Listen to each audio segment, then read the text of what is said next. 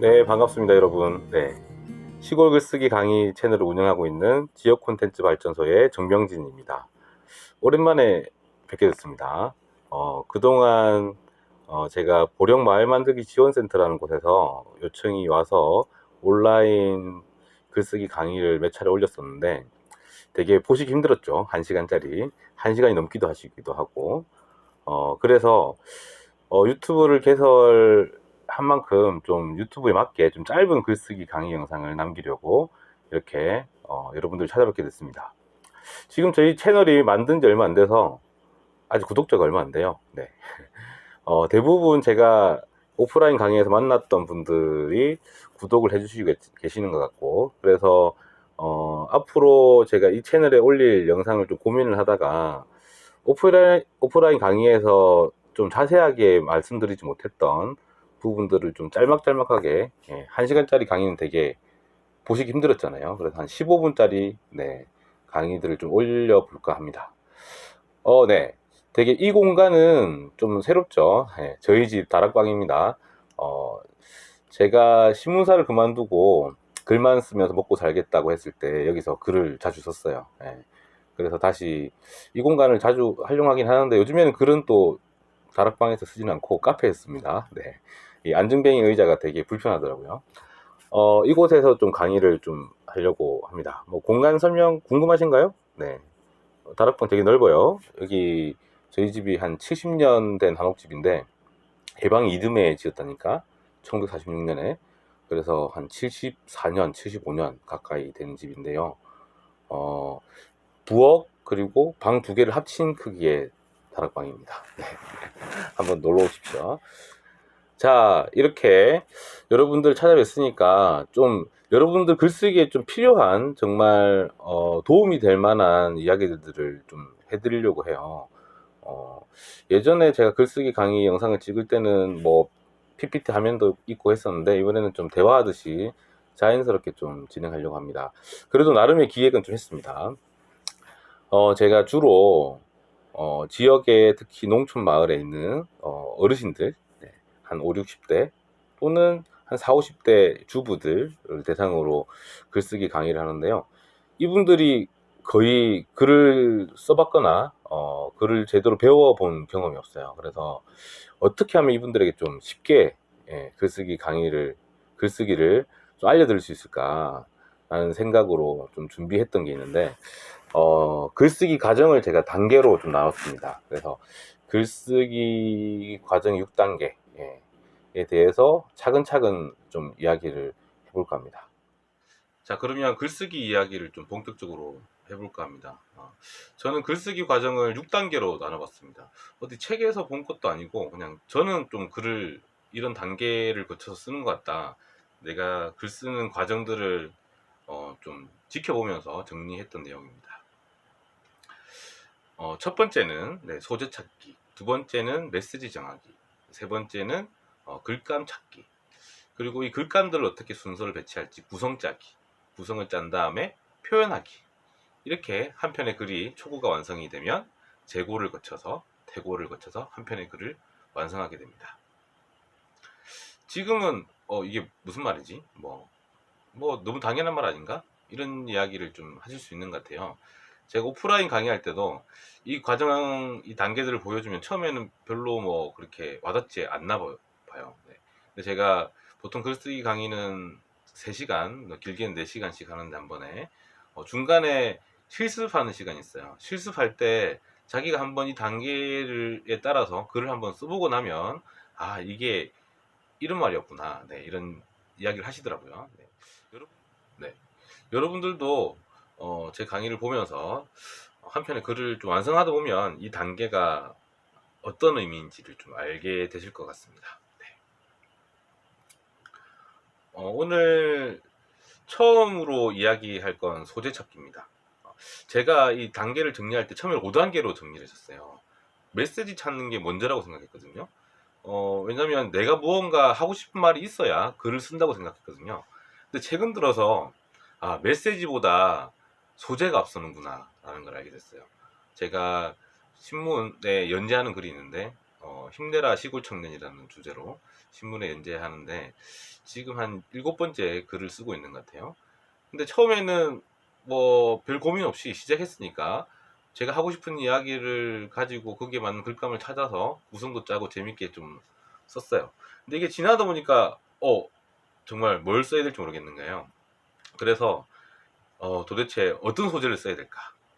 이거부터 고민하게 되더라라는 거죠. 대부분 이제 글을 쓸 때 소재 찾기라는 첫 번째 단계를 그냥 건너뛰고 글쓰기를 시작하는 경우가 많아요.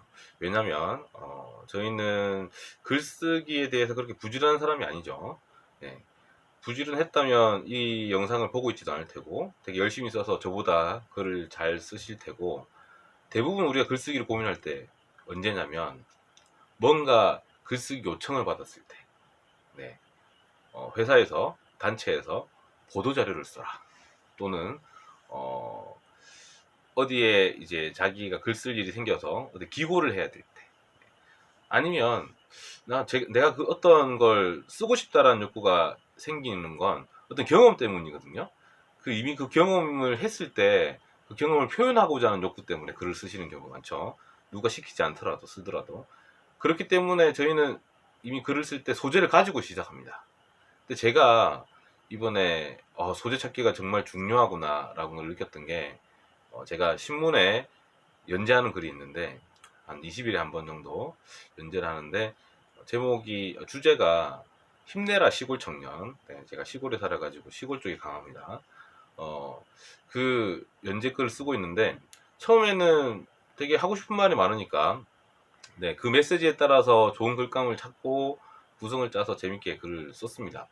근데 이게 한 6번째 넘어가고 7번째쯤 되니까 특히 이번에 제가 마감을 앞두고 되게 괴로웠습니다. 뭘 써야 될지 모르겠는 거예요. 예. 정말 소재가 없구나.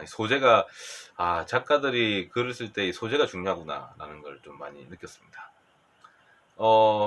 그래서 지금 이제 오늘 이 시간에 여러분들과 같이 할 건 소재를 정하는 겁니다. 예. 여러분들 이미 뭔가 이 강의를 보면서 업무적으로 글을 써야 될 일이 있는 분들은 행운이시죠. 소재가 있으니까. 그 외에 단순하게 내가 글을 좀 써보고 싶다라는 어떤 호기심, 그런 걸 가지고 계신 분들은 소재부터 정하세요. 내가 뭘 쓸지. 네, 저는 이번에 연재글을 쓸 때 도저히 소재가 생각이 안 나서, 원래 이제 제가 지역에서 만났던 청년들 이야기를 좀 쓰고 있었는데 이제 제가 만난 청년들을 다 쓴 거죠. 어떻게 해야 될까 고민하다가, 이럴 때는 가만히 앉아 있는다고 글을 쓸 수가 없어요. 소재가 없을 때는 답이 없어요. 소재라도 있으면 그 소재 가지고 프리라이팅을 하든 뭐 글감을 찾든 이러면서 글을 발전해 나갈 수 있는데, 소재가 없으면 시작할 수가 없어요. 네, 그래서 제 방식은 일단 책을 읽습니다. 네. 책을 읽다 보면 어떤 자극이 오거든요. 그러면 그 자극이 제가 이미 가지고 있는 소재지만 생각하지 못했던 것들을 또 끄집어내는 경우가 있어요. 네, 책을 읽거나, 또 두 번째 좋은 방법은 사람을 만나는 겁니다. 사람을 만나서 이야기를 하다 보면 똑같이 책 읽는 거나 마찬가지인데 나 혼자 생각할 때는 몰랐던 것들이 떠오르거든요. 이번에도 제가 이번 시골 청년, 힘내라 시골 청년 글을 쓸 때 제목이 시골 동갑내기 친구들이었어요. 네. 그 소재를 어떻게 찾았냐면 술을 마시다가 도저히 이래서는 글을 못 쓰겠다 싶어가지고 가끔씩 술을 마시는 친구한테 전화를 걸었죠. 그래, 술을 마시자. 만나서 술을 마시다가 이번엔 쓸 소재가 없다, 뭐 이런 이야기를 좀 했어요. 그러다가 언젠가는 내가 너를 소재로 한번 글을 쓰겠다, 이런 말을 딱 내뱉었어요. 네. 이 친구가 또 시골 토박이거든요. 네, 이 지역 토박이. 귀촌을 하고 나면 대부분 귀촌한 사람들끼리 어울리는데 토박이를 사귀면 또 좋은 점이 있잖아요. 그런 걸 가지고 쓰면 되겠다라고 했고, 글을 쓰다가 이 친구 말만 쓸 게 아니고 내 주위에 동갑내기 친구들이 많구나.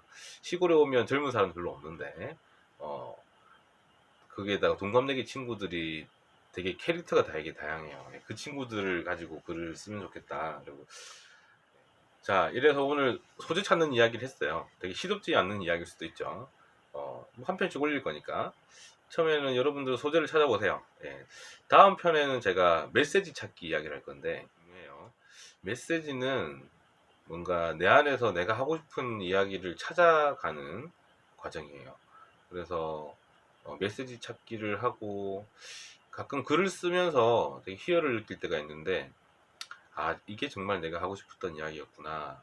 그리고 그 이야기를 좀 글로 표현할 때 속 시원함이 있어요. 네. 뭔가 자기를 표현한다는 건 되게 좋은 것 같습니다. 네, 소재 찾기가 그 별거 아닌 것처럼 보이지만 기자들이 제일 힘들어하는 게 지적거리를 찾는 겁니다. 네. 오늘은 뭘 쓰지? 네. 주간신문 기자라면 이번 주에는 편집회의 들어가기 전에 뭘 쓰겠다고 발제하지? 이게 제일 큰 고민이거든요. 이게 바로 소재 찾기입니다. 소재만 찾으면 그 다음부터는 이제 글을 쓸 수 있는 준비가 됐다고 볼 수 있죠.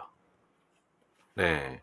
오늘 첫 수업에 짧게 제가 소재 찾기에 대한 이야기를 드렸는데, 이왕 글을 쓰시겠다고 맘먹었으니까, 그리고 저와 함께 이제 저를 따라오시면서 글을 쓰시려면, 오늘 이 강의를 듣고 나서 나는 이 소재로 써보겠다 라는 한 단어를 찾으셔야 돼요. 그 단어가 제목이 될 수도 있고 나중에 메시지로 발전할 겁니다. 그 소재 안에 어떤 메시지를 담고 싶은지, 내가 하고 싶은 말이 뭔지를 찾아나가는 과정이 글 쓰는 과정이기도 합니다. 다음 시간에는 글쓰기의 시작. 어찌 보면 소재는 시작이 아니에요. 소재는 그냥 기본적으로 탑재하고 가는 거고, 글쓰기에 정말 시작이라고 할 수 있는 메시지 찾기에 대한 이야기를 좀 해보려고 합니다. 메시지 찾기가 되게 중요해요. 그러니까 다음 시간에도 다시 뵙기로 하겠습니다. 감사합니다.